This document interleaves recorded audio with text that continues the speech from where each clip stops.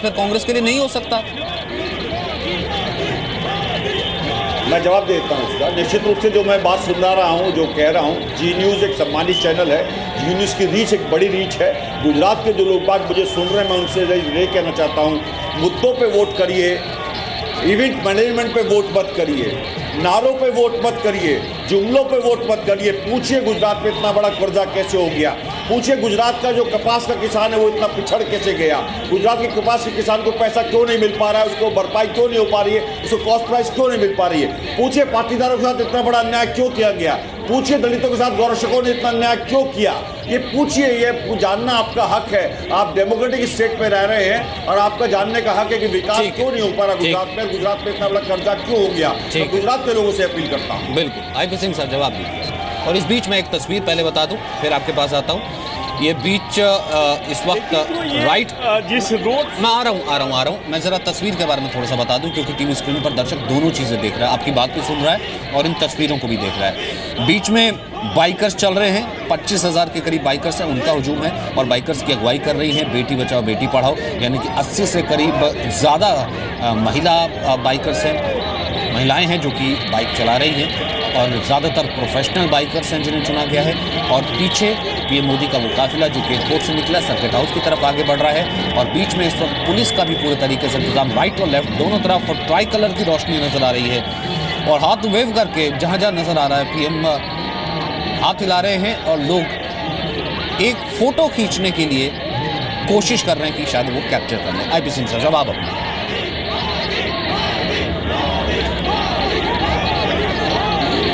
देखिए, ये राजीव त्यागी बैठे हुए हैं। अभी रिजल्ट इनके हाथ में था। जहां जिस उत्तर प्रदेश में 403 सीटें हैं वहां कांग्रेस 7 सीटों पर सिमट गई है। और जिस तरह माननीय प्रधानमंत्री जी, माननीय अमित शाह जो हमारे राष्ट्रीय अध्यक्ष, गृह मंत्री, जिस तरह उत्तर प्रदेश की सड़कों पर वो लोग निकले तो जनता का अपार जन समर्थन उत्तर प्रदेश में देखने को मिला। उसी तरह जब उड़ीसा की राजधानी भुवनेश्वर में माननीय प्रधानमंत्री जी जब कल वो उतरे तो पूरा का पूरा उड़ीसा कहा जा सकता है कि भुवनेश्वर पूरा सड़क पर था। और ये साफ जाहिर होता है आज सूरत में कि सूरत की भी तस्वीर बिल्कुल भारतीय जनता पार्टी की सरकार बनने जा रही है। शायद एक इतिहास बनाने फिर से भारतीय जनता पार्टी गुजरात में जा रही है और एक नया इतिहास हम उड़ीसा में रचने जा रहे हैं। हम विश्वास दिलाना चाहते हैं अपने मित्र को। अब मत भूलिए कि 12 लाख करोड़ के घपले घोटाले करने वाली कांग्रेस धीरे धीरे इतिहास के पन्नों पर सिमटती जा रही है। नेपथ्य में जाने वाली ये कांग्रेस कतई अपने गिरेबान में झांककर नहीं देखती कि कोई ऐसा राज्य नहीं दिखता। ठीक है, आपने अपना पॉइंट रख लिया।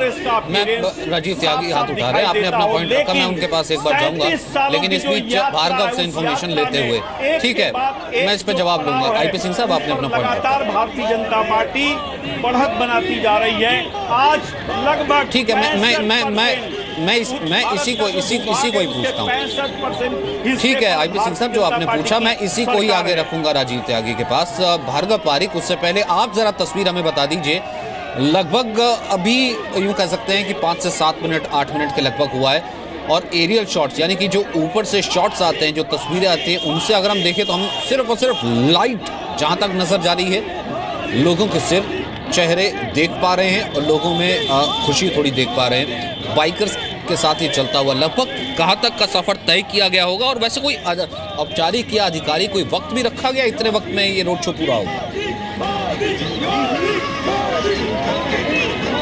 देखिए, आधिकारिक तौर पे ये वक्त रखा गया था कि 45 मिनट के अंदर ये रास्ता तय करना है और उसी के चलते 6 किलोमीटर के तक ये बाइकर्स गैंग वो यहाँ पे आ चुकी है। और बाइकर्स जो है वो बाइकर्स यहाँ से आप देख सकते हैं कि जिस जगह पे पुलिस ने लोगों को रोका था लेकिन पुलिस की बात नहीं मानी है, लोग यहाँ पे भीड़ बड़े पैमाने पे इकट्ठा होती जा रही है। ये पूरे भीड़ जो वहाँ पे हो गई है और जहाँ देखो वहाँ पे मोदी मोदी के नारे आपको सुनाई देने लगेंगे, और मोदी मोदी के नारे वो जो सुनाई दे रहा है, तो वो उसी पूरे रास्ते को कवर करने के लिए 45 मिनट का समय रखा था, लेकिन ये लग रहा है कि तकरीबन 1.5 से 1.5 घंटा इसमें अंदर लगेगा।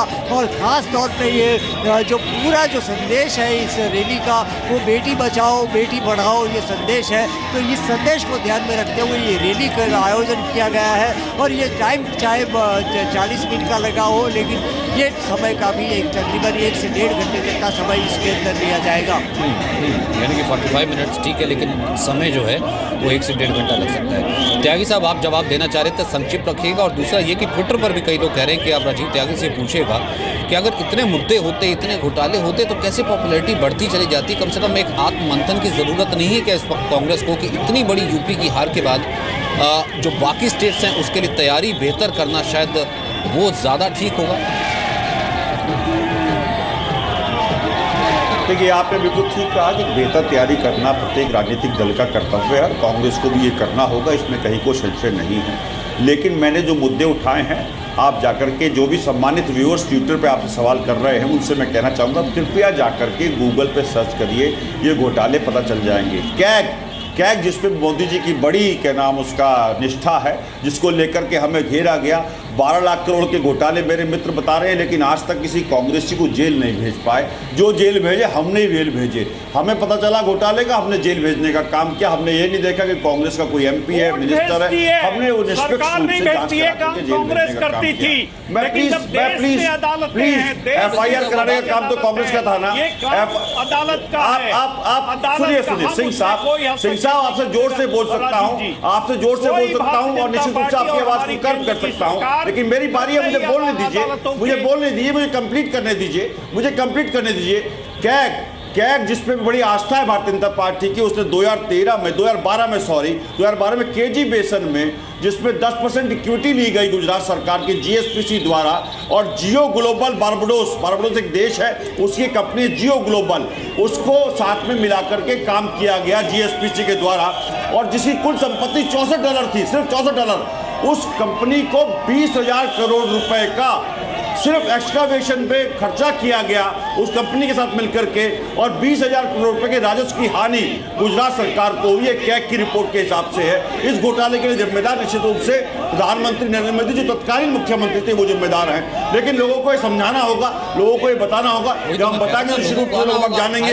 मैं कहना चाहता हूँ भारतीय जनता पार्टी से, लगता ना राजीव त्यागी जी, खाली राजीव त्यागी बताएंगे टेलीविजन के माध्यम से, फर्क तो पड़ता है, लेकिन आज जैसे PM सड़क पर उतरे हैं, अगर ऐसे ही एक मंच पर राहुल गांधी भी उतरे हैं या फिर उतरे होते हैं यूपी के चुनाव के बाद, वो शायद ज्यादा बड़ा इम्पैक्ट करता है। जो नौजवान मुझे सुन रहे हैं, इस 12 किलोमीटर की साड़ी को अगर आप 5 मीटर की साड़ी में तब्दील कर देंगे 12,000 मीटर को, तो 2400 महिला को साड़ी मिल सकती थी। इस मूल प्रश्न को कांग्रेस उठाना चाहती है। कांग्रेस कभी पॉम्पेट शो की राजनीति में, कांग्रेस कभी इस तरह की जो राजनीति भारतीय जनता पार्टी कर रही है, टेलीविजन की राजनीति, और जिस तरह से Bharatiya Janata party event management की राजनीति मिल सकता था, नारे भी यहाँ पर बहुत कुछ लगाए गए, वो बात नहीं है।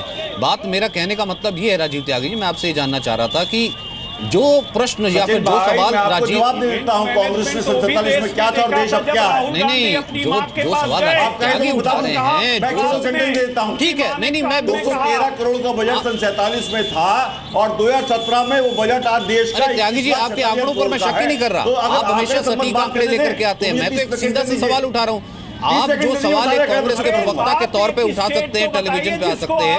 आज जब PM रोड शो कर रहे हैं, राहुल गांधी को भी होना चाहिए था ना, किसी मंच पर होते, वो भी कहीं बोलते, मुद्दों को उठाते, तब होती ना बात टक्कर। 2-4 राज्यों में आपकी सरकारें लगातार रही हैं, एक राज्य तो बताइए। KP सिंह जी बहुत अच्छी बात कही। हम हार गए चुनाव, मैं स्वीकार करता हूं चुनाव हारे हैं, और हम लोग 7 सीटों पे सिमट गए उत्तर प्रदेश में। लेकिन क्या भारतीय जनता पार्टी से, एक छोटा सा सवाल है मेरा, जब 84 में जब आपकी 2 सीट आई थी, क्या भारतीय जनता पार्टी ने विपक्ष में रहते हुए अपने मुद्दे उठाने बंद कर दिए थे? मुद्दा उठाना हमारा दायित्व है। हम मुद्दे उठा रहे हैं, वो मुद्दे जो गुजरात से सरोकार रखते हैं। क्या गुजरात के कॉटन ग्रोअर को, क्या गुजरात के कपास उत्पादक किसान को मूल्य नहीं मिलना चाहिए? क्या वो किसान की कमर नहीं टूट चुकी है? क्या पाटीदारों की कमर नहीं टूट चुकी है? क्या गुजरात के दलितों की कमर नहीं टूट चुकी है? हमारा सवाल इस सबसे संबंधित है। गुजरात में मेट्रो क्यों नहीं? अगर विकास का मापदंड है आपके, आप विकास का मॉडल बेचना चाहते हो, गुजरात में अब तक मेट्रो नहीं है। जनता, जबकि उत्तर प्रदेश बिलारू स्टेट है, उसमें भी लखनऊ में मेट्रो है। जनता, देश की जनता हमारे साथ है। आपको तो देश की जनता मेरे मित्र बिल्कुल आपने सही कहा, आपका अस्तित्व समाप्त हो रहा है, इसलिए जनता हमारे साथ है। जब जनता जनार्दन किसी राजनीतिक दल के साथ खड़ी होती है तो स्वाभाविक रूप से जनता ही सब कुछ तय करती है। चलिए ठीक है, इस बीच अब लड़ते नहीं है बहुत ज्यादा, क्योंकि आज तो मेगा शो चल रहा है, रोड शो चल रहा है। जनता जनार्दन होती है, मैं मानता हूँ जनता जनार्दन है, लेकिन 60 साल जनता ने हमें जिताया और आपको विपक्ष में रखा, तो उसको भी तो आप याद रखिएगा। कम से कम इतनी बात तो मान रहे हैं त्यागी जी की आत्ममंथन की भी जरूरत है, लेकिन वही कह रहा हूँ ना, लीड फ्रॉम द फ्रंट भी तो कुछ होता है ना, कि कांग्रेस में फिर वो उत्तर प्रदेश के चुनावों की लॉस के बाद, हार के बाद अभी कहाँ वो बड़े लीडर, वो लीडरशिप कहाँ फिर आगे? अब ये बताइए केपी सिंह जी, जो इतना बड़ा इवेंट मैनेजमेंट किया गया है, इस पे कितना करोड़ों रुपए खर्च आया होगा? इस करोड़ों खर्च रुपए का ये ब्लैक मनी है, व्हाइट मनी है? क्या भारतीय जनता पार्टी है, प्रधानमंत्री महोदय इसका हिसाब देंगे? कोई हिसाब नहीं दिया जाएगा, कोई हिसाब लेगा भी नहीं, कोई मीडिया हाउस जाएगा भी नहीं पूछने, कोई मीडिया हाउस पूछने नहीं जाएगा कि कितना पैसा खर्च कर रही है भारतीय जनता पार्टी इस इवेंट मैनेजमेंट में। इससे किस पैसे से अंत्योदय भी हो सकता था और सर्वोदय भी हो सकता था, जो आपने शुरू कर लिया होता ना। मैं वही तो कह रहा हूँ कि बेहतर होता ना कि राहुल गांधी भी इसको जवाब दे रहे होते। राजीव त्यागी जी, राजीव त्यागी जी, ये राहुल गांधी जी तो हर प्रश्न का जवाब देते हैं मेरे मित्र। राहुल गांधी जी की वजह से उचित मुआवजे का अधिकार आया, राहुल गांधी जी की वजह से राइट टू फूड आया, राहुल गांधी जी की वजह से राइट टू इंफॉर्मेशन भी आया। गुमराह मत करिए। यूपी की हार, अगर लोगों को 10 साल हमने अधिकार सम्मत जीवन दिया, लोगों को अधिकार दिया खाने का, लोगों को अधिकार दिया पढ़ने का, लोगों को अधिकार दिया जानने का, किसानों को अधिकार दिया अपनी जमीन बचाने का, फिर कांग्रेस त्यागी जी बात तो वही है ना। अब आप गिलास को आप भी जानते हैं, अब आप जानते हैं कौन सा अधिकार दिया? अच्छा ठीक है, मैं एक सेकंड दोनों के पास वापस। सोनिया गांधी, राहुल बाबा सोते सिंह साहब, सिंह साहब, सिंह जी, सिंह साहब, सिंह साहब, सिंह साहब, एक सेकंड के लिए, एक सेकंड, जवाब दीजिए, एक सेकंड, इन पे जवाब दीजिए। 30 सेकंड बाद जवाब देना आप एक दूसरे को। 30 सेकंड के लिए, 30 सेकंड के लिए सिर्फ मुझे एक बार बोलने दीजिए। आ रहा हूँ सिंह साहब, आ रहा हूँ आपके साथ। एक सेकंड सिंह साहब, बौखला गए आप, उसने पैसे देने शुरू किए, लेकिन उसकी सिंह साहब बौखला गए हैं। पानी पीजिए सिंह साहब, पानी पीजिए सिंह साहब, सिंह साहब पानी। अच्छा त्यागी जी, मैं आ रहा हूँ आपके पास, आ रहा हूँ आपके पास। एक बार मुझे भार्गव के पास जाने दीजिए, मैं नहीं चाहता कि आपकी आवाज़ किसी की भी बंद हो। भार्गव पारेख, इस वक्त कहाँ तक पहुँचा होगा ये काफिला, ये रेला? ट्राई कलर की LED लाइट्स अब पूरे हुजूम के ऊपर, पूरी भीड़ के ऊपर नजर आ रही है। बिल्कुल पूरी भीड़ के ऊपर ये LED लाइट नज़र आ रही है। LED लाइट से उसको सजाया जाता है। ये मैं दिखाना चाहूँगा, जिस तरह डिजिटल इंडिया की बात की गई है, action of the new India की बात की गई है, तो डिजिटल लाइट से उसको पूरा सजाया गया है और इस तरह से ये पूरे एरिया को और पूरे रास्ते को सजाया गया है डिजिटल लाइट से। ग्रीनरी जो है, जो बीच में, वो ग्रीनरी को भी वो लाइट से सजाया गया है और लाइट्स के द्वारा यह पूरा इस एरिया को सजाया गया है। लोगों में काफ़ी उत्साह देखने को मिल रहा है। बाइक धीरे धीरे आगे बढ़ती जा रही है। 25,000 बाइक होने के कारण काफिला धीरे धीरे आगे बढ़ता जा रहा है और मोदी का काफिला काफ़ी हद तक आगे बढ़ा है। मोमबत्ती का जो पुतला बनाया गया है आगे वहाँ तक वो पहुँच चुका है और उसके बाद स्वच्छता अभियान का एक सर्कल बनाया गया है, वहाँ तक थोड़ी देर में वो काफिला पहुँचेगा। उसके बाद जहाँ पे शहीदों की याद के अंदर कारगिल सर्कल बनाया गया है, जहाँ पे मैं खड़ा हूँ, वहीं पे मोदी का काफिला थोड़ी देर के अंदर पहुँचेगा। तो कुल मिलाकर के भार्गव, सर्किट हाउस तक पहुंचते पहुंचते अराउंड 8:39 यानी कि लगभग 9 बज जाएंगे। बिल्कुल 8:30 से 9 बजने की संभावना पूरी है और उसके बाद यहाँ पे मोदी 70 लीडर से मीटिंग करेंगे। यहाँ पे नरेंद्र मोदी जो है वो सर्किट हाउस पे पहुँचने के बाद गुजरात के अलग अलग जिलों से आए हुए 70 से ज़्यादा जो पदाधिकारी हैं उनके साथ मीटिंग करेंगे। 2017 की रणनीति के बारे में उनको जानकारी दी जाएगी। उसके अलावा जो हमारी सूत्रों से मिली जानकारी के मुताबिक हर 15 दिन के अंदर एक केंद्रीय मंत्री गुजरात के दौरा करेगा और गुजरात का दौरा जब एक मंत्री करेगा, केंद्रीय मंत्री, तो वो केंद्र सरकार के द्वारा की गई जो योजना है वो सभी योजनाओं के बारे में के अंदर बताएगा और पूरी योजनाओं से अवगत करेगा। और गुजरात के छोटे छोटे इलाकों के अंदर भी वो हर 15 दिन में मंत्री जाएंगे। उसके अलावा मैं बात करना चाहूँगा कि जिस तरह से मोदी का जो प्रोग्राम है वो आज 70 लोगों को मिलने के बाद इन 70 लोगों को गुजरात के सभी डिस्ट्रिक्ट के अंदर भेजा जाएगा 2-2 की टीम में, जो हर 10 दिन के अंदर दौरा करेंगे और बूथ वाइज टीम बनाई जाएगी और कार्यकर्ताओं को निचले तबके से स्ट्रॉन्ग किया जाएगा और गरीबों के लिए जो योजना है उसको परकोलेट किस तरह से निचले तबके तक की जाए उसकी कार्रवाई की जाएगी। और भार्गव, एक और चीज़ मैं आपसे ज़रूर जानना चाहूँगा, इस पर मेंशन करना चाहूँगा, क्योंकि ये आप भी जिक्र कर रहे थे और हमारे राजनीतिक मेहमान भी कह रहे थे और ये इम्पोर्टेंस भी रखता है क्योंकि पाटीदारों का इलाका बहुत ज़्यादा माना जाता है और ये जो पूरा स्ट्रेच है जो 10-11 किलोमीटर का, वहाँ पर तो बहुत ज़्यादा होल्ड है, बड़े कारोबारी हैं और तमाम उनके बिजनेस हाउसेज हैं और उनकी नाराज़गी भी हमने देखा हार्दिक पटेल और जो तमाम नेता और उनके तौर पर कैसे वो सामने आई थी। एक उन्हें भी वो करने की कोशिश है, इस बीच साथ ले करने की कोशिश है। क्या उनसे बात हो पाई थी अंदर खाते? उनकी क्या फील है इस वक्त, क्या वो सोच रहे थे? जी बिल्कुल, हमारी उनसे भी बात हुई थी और जो पटेल जो नेता है उनकी जो नाराज़गी है उसको अच्छी तरह से संभालने की कोशिश की जाएगी। कल सुबह में जो हॉस्पिटल का उद्घाटन किया जाएगा वो पटेलों के द्वारा बनाई गई हॉस्पिटल है, जिसको गुजरात सरकार में जब नरेंद्र मोदी मुख्यमंत्री थे तब नरेंद्र मोदी ने सिर्फ 1 रुपये टोकन के हिसाब से ये ज़मीन दी थी, जहाँ पे 500 करोड़ के खर्च पर अद्यतन अस्पताल बनाई गई है, जिसका उद्घाटन कल मोदी करेंगे। उसके बाद रैली का संबोधन करेंगे और ये पटेल समाज के द्वारा, लेउवा पटेल समाज के द्वारा बनाई गई है।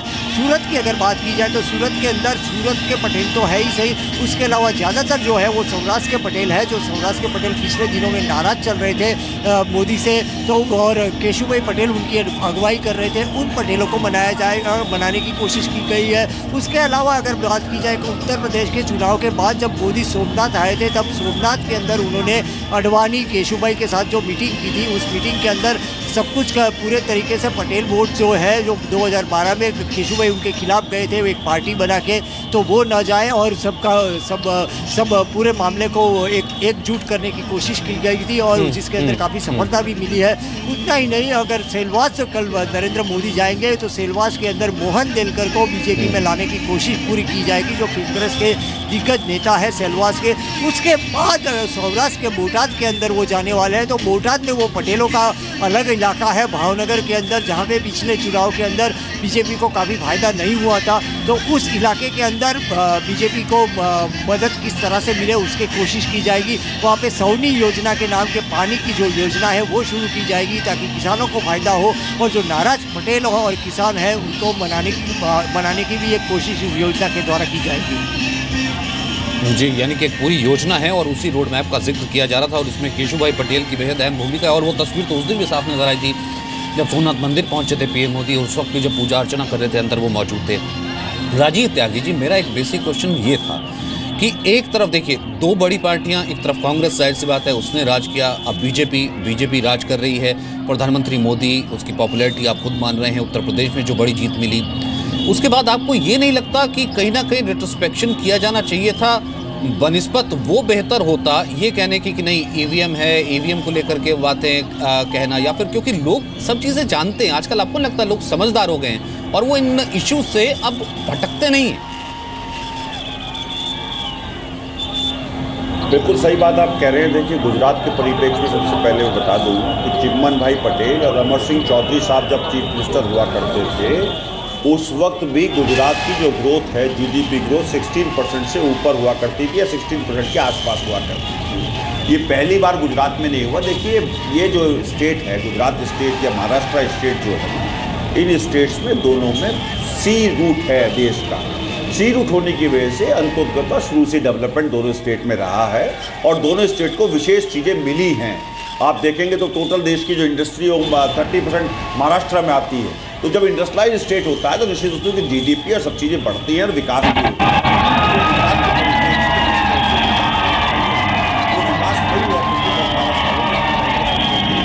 चिमन भाई पटेल और अमर सिंह चौधरी साहब के टाइम पे हुआ करता था, पहली बात। दूसरी बात, जो EVM मशीन पे आपने मेरे से प्रश्न किया था सचिन जी, 2009 में जब चुनाव जीती थी कांग्रेस पार्टी तो अडवाणी जी 13 दलों को साथ लेकर के EVM के अगेंस्ट सबसे पहले देश में सबसे पहले अडवाणी जी गए थे। शायद वो भारतीय जनता पार्टी के नेता हैं, जैसा मुझे जानकारी है। मुझे और जानकारी दुरुस्त कर दीजिए, वो भारतीय जनता पार्टी में है या नहीं है। मान लिया ना, उस वक्त कोर्ट में भी गया ना मैटर, इलेक्शन कमीशन ने भी सफाई दी ना, मान लिया है ना। लेकिन अब बात तो ये हो ना कि अब हाँ, मैं उस पर जवाब दे रहा हूँ, पूरा कंप्लीट कर लूँ। दूसरा, EVM को लेकर के 13 दलों ने उस टाइम अपनी नाराजगी प्रकट की थी। तेलुगु देशम ने स्पेशली आकर के चंद्रबाबू नायडू ने दिल्ली में प्रेस कॉन्फ्रेंस की थी, क्योंकि वहां पर आंध्र प्रदेश में चैनल के ऊपर EVM को हैक करते हुए दिखाया था और मिस्टर प्रसाद के अगेंस्ट वहां पर FIR दर्ज हुई थी बकायदा। अभी भी बहुत सारे प्रश्न EVM पे उठ रहे हैं। मेरा ये मानना है कि प्रजातंत्र को दुरुस्त करने के लिए, प्रजातंत्र को बेहतर करने के लिए निश्चित रूप से EVM पे अगर प्रश्न उठ रहे हैं तो उसका समाधान क्या हो सकता है, हमें इस विषय पर समाधान दे तो दिया समाधान से बेहतर लोकतंत्र, वो आप जाके प्रूव कर दीजिए। कई ऐसे हैक होती है, कल ये चले जाइए बनिस्पत, क्योंकि राष्ट्रपति से भी आप मिल लिए, इलेक्शन कमीशन से मुलाकात कर ली, अब एक हैक करना बाकी रह जाता है। हैक करके दिखा दीजिए, देखिए ऐसे हैक हुआ था और एक ही स्टेट में हैक हुआ था, पंजाब में हैक नहीं हुआ था। पंजाब ताजा उदाहरण है। पंजाब का भी जो 2013 में मैं कतई ही नहीं कह रहा हूँ, सुन लीजिए पहले प्लीज। 2013 में माननीय सुप्रीम कोर्ट ने कहा था सिंह साहब कि EVM में एक पर्ची निकलनी चाहिए और पर्ची निकालने के लिए EVM की मशीन जो है ना, वो मशीन आनी चाहिए। क्या भारतीय जनता पार्टी की सरकार ने उन मशीनों में पर्ची डालने वाली व्यवस्था रखी? क्या उसको कहीं ना कहीं निकालने का काम किया? क्या वो पर्ची वाली मशीन आ गई या नहीं आ गई, इसमें तो सरकार बताएगी ना। तो आ रही है ना क्रमबद्ध तरीके से। आप एकदम ही एक स्टेट आ रहा तो EVM पहले आप ही के आधे नेता कह रहे थे EVM नहीं आ रही, ठीक है। नहीं त्यागी साहब, आपको भी मालूम है कि आपको भी मालूम है किस पिच पर बैटिंग की गई है EVM पर। त्यागी साहब, आपको मालूम है किस पिच पर EVM पर बैटिंग की गई है, लेकिन आप अब रहने दीजिए, आपको ही मालूम है किस पिच पर बैटिंग की गई है। आप एक स्टेट जीते हैं, ऐसा नहीं है, आपने बहुत अच्छा करा है, मैं इस बात को डिनाई नहीं कर रहा, ऑन एयर बोल रहा हूँ, आपने अच्छा किया है। देखिए किस तरह से जनता ने आपको सपोर्ट किया पंजाब में, आप डिजर्व करते थे, जीते। मैं वही तो कह रहा हूँ ना, तो थोड़ा सा जनता को ड्यू रिस्पेक्ट दिया जाता। ये इधर उधर गोवा में मैं सपोर्ट किया, इन्होंने लोकतंत्र की हत्या की। मणिपुर में मैं सपोर्ट किया, जहाँ सपोर्ट किया वहां पे सब कुछ ठीक था, जहाँ सपोर्ट नहीं किया वहां लोकतंत्र की हत्या की। वापिस आ रहा हूँ, सिंह साहब इसका जवाब दीजिएगा। मैं एक बार तस्वीर दिखा दूं, लोग बाहर की तरफ आ रहे हैं ना। सुनो सिंह साहब सुनिए जरा, मैं तस्वीर दिखा दूं, लोग जरा बाहर की तरफ आ रहे थे, तो ये बताना जरूरी दर्शकों को कि इस वक्त लोग बाहर की तरफ क्यों आ रहे हैं। राइट और लेफ्ट दोनों तरफ लोग मौजूद हैं, जहां पर PM आप ये देख रहे हैं कि हाथ हिला के वेव कर रहे हैं और ऊपर से फूल भी बरसाए जा रहे हैं। तो लोग बाहर आ जाना चाहते हैं, क्योंकि कुछ लोगों की साउंड बाइट्स हमने आपको सुनवाई थी, जो शाम के वक्त ही आ गए थे। वो ये कह रहे थे कि बहुत दिन बाद PM आ रहे हैं, पहले तो दीदार हो जाते थे, हम देख लेते थे, क्योंकि वो पहले चीफ मिनिस्टर थे, मुख्यमंत्री थे। अब मुख्यमंत्री नहीं है, अब प्रधानमंत्री हैं, गुजरात के ही हैं। ये देखिए, ये जो फ्लैश लाइट से नज़र आ रही, इसी से अंदाज़ा लगाया जा सकता है कि ये एक फ़ोटो क्रेज़, बहुत से लोग तो बड़े बड़े जो प्रोफेशनल कैमराज होते हैं वो लेके आए हुए थे, और कई और डिस्ट्रिक्ट से आए हुए थे कि एक फ़ोटो खींच ली जाए PM की, कि एक बहुत बड़ा रोड शो हो रहा है। रोज़ ऐसे होता नहीं है, ऑर्गेनाइज रोड शो है, एक चीज़ कहनी पड़ेगी, इसमें कोई शक नहीं है। लॉ एंड ऑर्डर की व्यवस्था पूरी तरीके से सुनिश्चित की गई, ठीक की गई।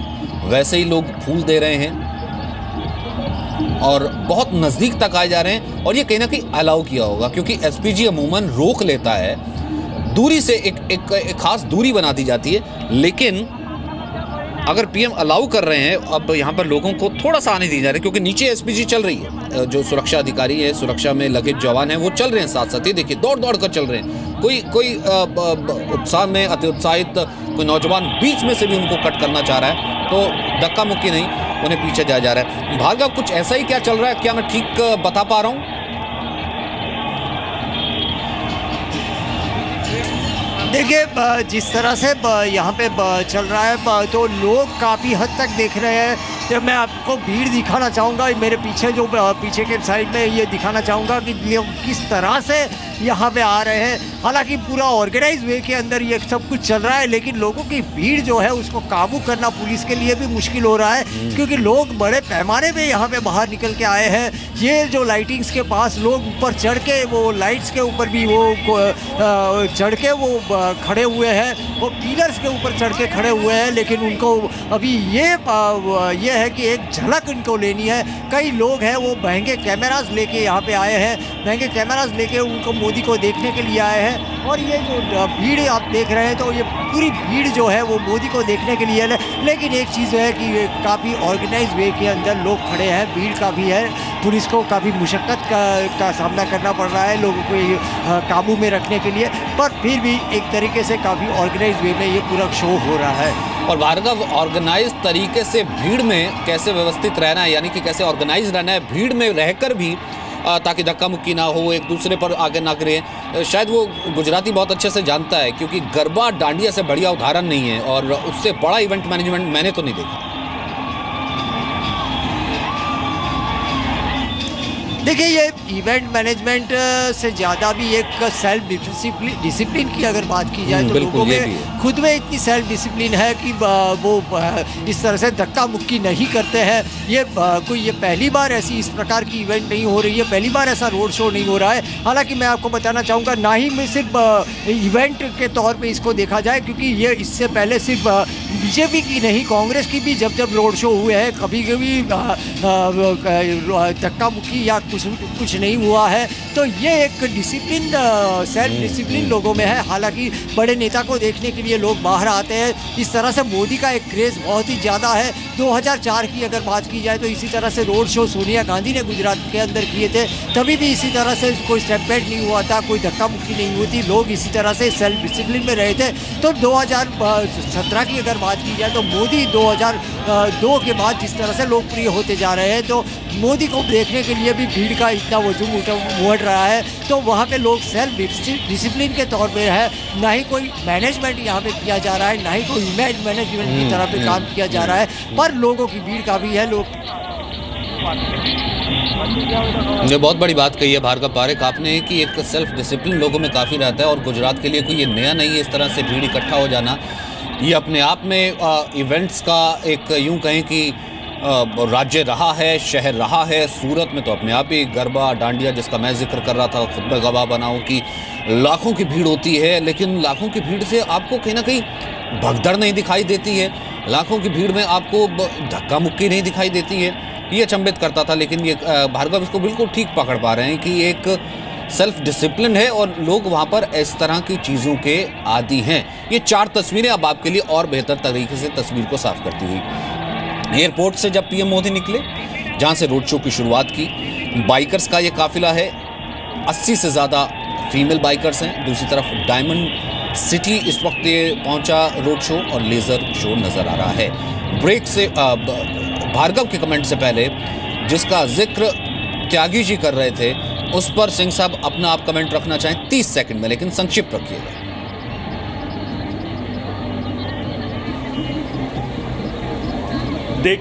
देखिए, आज का जो भारत है, इसकी तुलना आपातकाल के इंडिया से नहीं की जा सकती है। न्यू इंडिया है, इमर्जिंग भारत है। और वो भारत अगर कहीं देखना है तो जिस तरह से जनता का रुझान माननीय प्रधानमंत्री जी के प्रति और या भारतीय जनता पार्टी या हमारी केंद्र सरकार और गुजरात सरकार के प्रति दिखाई दे रहा कि 12 किलोमीटर तक लगातार जनता उनका स्वागत और अभिनंदन कर रही है। उनकी लोकप्रियता इतनी ज्यादा है कि अगर वो कन्याकुमारी में भी अगर रोड शो करेंगे तो हमें पूरा विश्वास है कि लाखों की संख्या में लोग माननीय प्रधानमंत्री जी को सुनने और देखने आएंगे।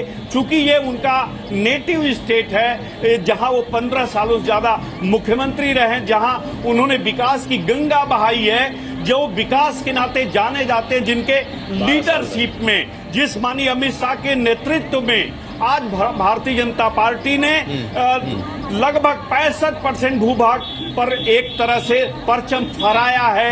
उत्तर प्रदेश को जीता है। बुंदेलखंड का जो इलाका जहां लगातार भूखमरी थी, गरीबी थी, वहां 8,500 करोड़ रुपए की लूट समाजवादी पार्टी, बहुजन समाजवादी पार्टी रहते हैं, गुजरात तक रहते हैं। सिंह साहब गुजरात तक रहते हैं। उत्तर प्रदेश शाम को हुआ है, भारतीय जनता पार्टी शाम को आया है। अभी गुजरात तक रहते हैं कि ये इतनी अच्छी तस्वीरें आ रही है। अभी गुजरात पे रहते हैं, उत्तर प्रदेश हुआ है शाम को। त्यागी जी, यहाँ पर एक चीज और जोड़ना चाहूंगा। अब इसको थोड़ा सा और प्रैक्टिकल तरीके से देख लेते हैं, इसी रोड शो से जोड़ते हुए। भार्गव से जब मैंने जिक्र किया, क्योंकि पाटीदारों का इलाका है, पटेल समुदाय की नाराजगी है, आपने भी जिक्र किया अपनी तरफ से। शिवसेना ने कह दिया वो अकेले लड़ेगी और वो हार्दिक पटेल के साथ बात मिलाती नजर आ रही थी। वो एक डिफरेंट इशू है, चलिए अभी इसको नहीं छूते। लेकिन मैं इसके साथ एक चीज़ जानना चाह रहा था, कांग्रेस की फिर ऐसे में तैयारी क्या है? क्योंकि उनका तो पटेल रोड मैप तैयार है कि आज रात को भी मिलने वाले हैं, सौराष्ट्र से भी पटेल आएंगे, कांग्रेस के पटेल भी ज्वाइन वहाँ पर करवा रहे हैं, अमित शाह लगे हुए हैं अंदर खाते से, और ये आज उसी का आगाज लगा लीजिए आप। कांग्रेस की फिर तैयारी क्या है गुजरात से? देखिए, गुजरात को लेकर के कांग्रेस पार्टी निश्चित रूप से एक अपनी स्ट्रेटजी बना चुकी है और उस स्ट्रेटजी को कार्यान्वित करने का समय आ गया है। वो जल्दी शुरू हो जाएगा गुजरात में। लेकिन जो आपने कहा था गुजरात के लोगों के डिसिप्लिन के बारे में, हाँ, मैं बिल्कुल अक्षरशः सहमत हूँ आपकी इस बात से। और मैं खुद मानता हूँ गुजरात के लोग बाग बहुत डिसिप्लिन है, सामाजिक रूप से भी, राजनीतिक रूप से। हालांकि भारतीय जनता पार्टी ने सामाजिक और राजनीतिक रूप से गुजरात की जो सोशल एक हारमोनी है उसको डिस्टर्ब करने का काम निश्चित रूप से किया है। चाहे वो गौरक्षकों द्वारा दलितों का पर अत्याचार हो, धर्म बता के, या मैं किसी का कुछ वो बता के थोड़ा ना कर रहा था त्यागी जी, कोई राजनीतिक पार्टी बता के थोड़ा ना सेल्फ डिसिप्लिन कह रहा था। इतना तो कम से कम मार्जिन रहने दीजिए ना। जो सभी गुजराती है तो सभी गुजराती को कॉम्प्लीमेंट देने दीजिए। वो किसी का भी वोटर हो, किसी का भी साथ हो, किसी सभी के लिए कह रहा हूँ मैं। कौन सा किसी एक के लिए कहा? मैंने तो किसी के लिए नहीं कहा। My dear friend, don't put your words in my mouth. And ये मैं कभी अलाउ भी नहीं करूंगा किसी एंकर को, जैसा वो चाहता है वैसे मैं बोलूं। मैं आपके नहीं, आप पार्टी के लाइन आप उसकी एलैबोरेशन कर रहे थे, वो मैं एक कॉम्प्लीमेंट दे रहा था। मैं निश्चित रूप से वही बोलूंगा ना, जितना मुझे आता है उतना ही तो बोलूंगा ना भाई साहब। जितना मेरे दिमाग में, तो ज्ञानी है आप, कंप्लीट करने दीजिए। नहीं सर, आप ज्ञानी हैं, तभी तो आपको मैंने बुलाया, तभी तो हम आपसे कमेंट ले रहे हैं। नहीं हूँ मैं, तो आप लोगों से सीखता हूँ। अरे मैं तो आप लोगों से सीखता। नहीं, सीखते तो हम भी बहुत, स्वयं आप लोगों से सीखता हूं। सीखते तो त्यागी जी हम भी बहुत कुछ हैं जी। चलिए कोई नहीं, वापस लौटते हैं। चलिए इसी बात में आपका तो वैसे भी बहुत सम्मान करता हूँ। नहीं, चलिए वापस लौटते हैं। जी जी, देखिए, गुजरात में निश्चित रूप से सोशल हार्मोनी शुरू से रही है। जो मैंने कहा, मैंने वास्तविक सत्य रखे हैं। क्या दलितों पर अत्याचार गौरक्षकों द्वारा नहीं हुआ? क्या पाटीदारों पर अत्याचार नहीं हुआ? ये तो मैंने अभी लेटेस्ट एग्जांपल दिए हैं आपको। उससे पहले भी गुजरात बहुत ही प्रोग्रेसिव स्टेट रहा है। गुजरात के लोग बहुत प्रोग्रेसिव हैं। गुजरात के लोगों ने आज़ादी के मूवमेंट में बहुत बड़ा योगदान दिया। पटेल साहब से लेकर गांधी हमको गुजरात से प्राप्त हुए, इसमें कहीं को दोहराई नहीं। गुजरात से बहुत सारे कवि भी प्राप्त हुए देश को, जिनका साहित्य के क्षेत्र में बड़ा योगदान है। गुजरात के सोशल थिंकर भी बहुत रहे, जिनका सामाजिक चीज़ों में बहुत बड़ा सरोकार है। निश्चित रूप से गुजरात एक प्रोग्रेसिव स्टेट है, इसमें कोई दुराई नहीं। मेरे मित्र ने कहा कि अभी बदलता हुआ भारत है, उभरता हुआ भारत है, तो मेरे मित्र से पूछना चाहूँगा, ये 3 साल में उभरा है भारत, या 3 साल पहले जो मोरारजी देसाई की सरकार थी, चौधरी चरण सिंह की सरकार थी, या फिर हरदनहल्ली देवगौड़ा साहब की सरकार थी, और गुजराल साहब की सरकार थी, अटल बिहारी वाजपेयी साहब की सरकार थी। कांग्रेस को छोड़ दीजिए, कांग्रेस ने कुछ नहीं किया है। इन्होंने कुछ नहीं किया, इसका मतलब ये सिर्फ बैठे रहे और ये सिर्फ क्या नाम उसका ऐसी ट्रांसफॉर्म करके हिंदुस्तान को, गरीब हिंदुस्तान आपके हाथ में दे दिया। अब 3 साल में देश में बड़ी योजनाएं बन गई है। 3 साल में देश बिल्कुल बदल गया है। अगर बदल गया है तो मेरे मित्र ये बता दीजिए रोजगार कितने लोगों को दे दिया है, ये बता दीजिए कितने किसानों की MSP बढ़ा दी है, ये बता दीजिए महंगाई में कितनी निजात दी है, ये बता दीजिए पाकिस्तान के बेसिक यानी कि जो बेसिक सवाल हैं, ये बता दीजिए देश के सामाजिक और आर्थिक और राजनीतिक रूप से देश को क्या मिला। बिल्कुल, इसका जवाब मैं सटीक तौर पर लूंगा और सिंह साहब के पास चलूंगा। बीच में ये तस्वीरें दिखाते हुए आधे से ज्यादा रास्ता कवर हो चुका है इस वक्त इस रोड शो का, और 2 दिन का ये सूरत दौरा है। सर्किट हाउस पहुंचने वाले हैं। एयरपोर्ट से ये मेगा शो राइट और लेफ्ट दोनों तरफ, हालांकि वैसे भी दोनों तरफ हम देखें लोग खड़े हैं, और जहां तक नजर जा रही है PM करीब भी आने दे रहे थे। जहां पे थोड़ा सा रोड संकरा हो जाता है, वहां पर कोशिश की जा रही है। SPG को उन्होंने हल्की सी छूट दे रखी है कि लोग अगर आना चाहें तो कोई नहीं, आप आने दीजिए। इस बीच BJP के कार्यकर्ता मौजूद हैं जो कि झंडे लहराते हुए।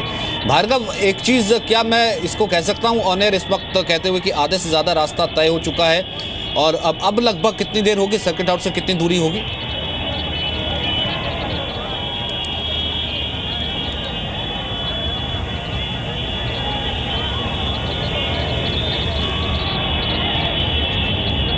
भार्गव, आपकी आवाज़ में अभी भी यानी कि तकनीकी दिक्कत अभी भी बरकरार है। मैं वापस आपके पास लौटूंगा और एक बार फिर से मैं ये तस्वीर दिखाता चलूँ। ये पीछे की तरफ से आप जहाँ देख रहे हैं, जहाँ तक लाइट्स नज़र आ रही हैं, ये वहाँ तक का काफ़िला है। बहुत ज़्यादा भीड़ है और ये आगे भी काफ़ी ज़्यादा लंबा काफ़िला है, क्योंकि 25,000 के करीब तो बाइकर्स ही हैं जो इस पूरे रेले में, इस पूरी रैली में आगे चल रहे हैं, इस पूरी रैली में चल रहे हैं। और जहां तक बात कही कि क्या ये मिशन गुजरात है, हाँ बिल्कुल ठीक तौर पर ये मिशन गुजरात ही है और मिशन गुजरात के लिए पीएम मोदी ही चेहरा होंगे। और पीएम मोदी ने आज ये कहीं कि उसका क्या बिगुल फूंक दिया है। जहां तक बात रही कि पटेल आंदोलन की, पाटीदार समाज की नाराज़गी की, उसके लिए भी भार्गव ने बताया कि एक पूरा रोड मैप कैसे तैयार है। आज शाम को जो मुलाकात होनी है, सौराष्ट्र से आना है, ख़ासतौर से पटेलों में कांग्रेस के कुछ ऐसे पटेल नेता हैं जिन्हें शामिल करने की पूरी तैयारी। और कल जो मल्टी स्पेशलिटी हॉस्पिटल का उद्घाटन करना है वो भी पटेल द्वारा ही करवाया जाएगा। और भार्गव, मैं आपसे ये पूछ रहा था जब आप तक आवाज़ नहीं पहुंची कि आधे से ज़्यादा का रास्ता पूरा हो चुका है?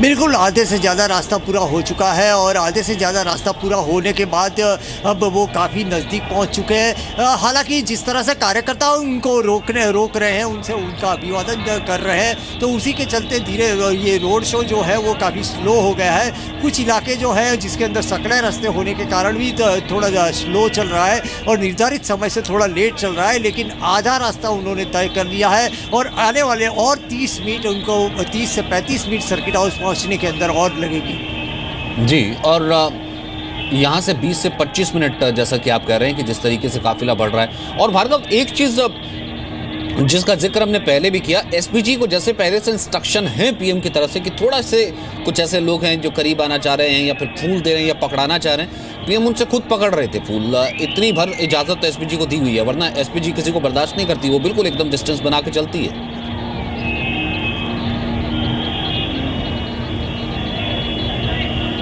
आपकी सवाल जरा दोहराएंगे? भार्गव, मैं जानना चाह रहा था कि यहाँ पर लोग करीब आ रहे हैं, कम से कम इतनी सुरक्षा एजेंसियों को ऑलरेडी शायद ये पीएम की तरफ से इंस्ट्रक्शंस होंगे।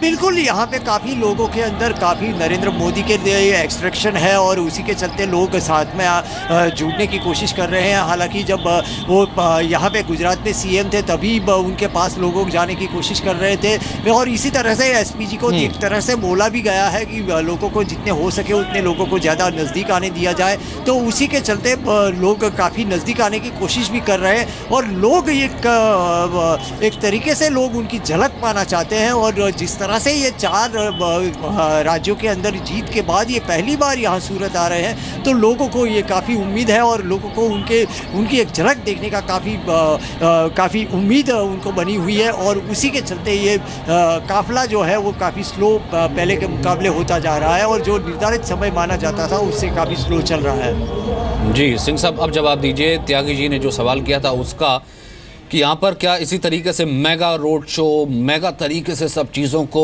लार्जर बिगर देन पिक्चर दिखा देना, या उसी से सब कुछ काम चलेगा, या फिर कोई गुजरात के लिए प्लान भी है अंदर खाते? क्योंकि कहा जा रहा था कि बीजेपी के स्टेट यूनिट में नाराज़गी है, अभी पाटीदार नाराज़ हैं। जब से पीएम दिल्ली गए हैं, सीएम बनने के बाद, पीएम बनने के बाद जब से दिल्ली गए हैं, तब से ग्राफ बीजेपी का गिरा है और अंदर खाते बीजेपी इस चीज़ को लेकर चिंतित है, तभी इतना बड़ा रोड शो करना पड़ रहा है।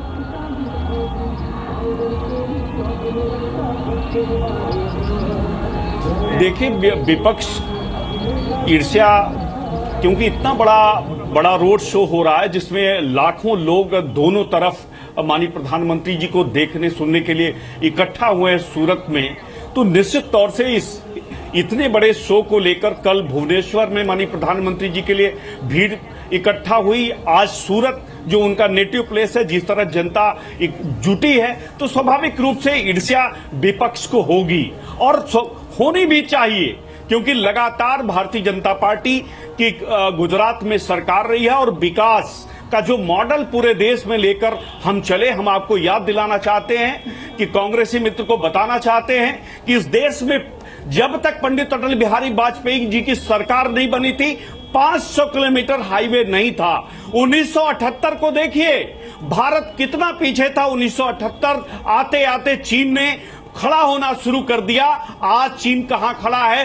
30 साल तक 13% सस्टेनेबल ग्रोथ के साथ दुनिया में एक छाप छोड़ने का काम किया, और दूसरी तरफ जो 58 से 60 सालों तक कांग्रेस की सरकार थी, इस देश को ठप करने का काम किया है, बेरोजगारी दी है, भूखमरी दी है, और जो बिजली गांव-गांव पहुंचनी चाहिए, 18,000 गांव ऐसे थे कि आज तक बिजली वहां नहीं पहुंच पाई थी।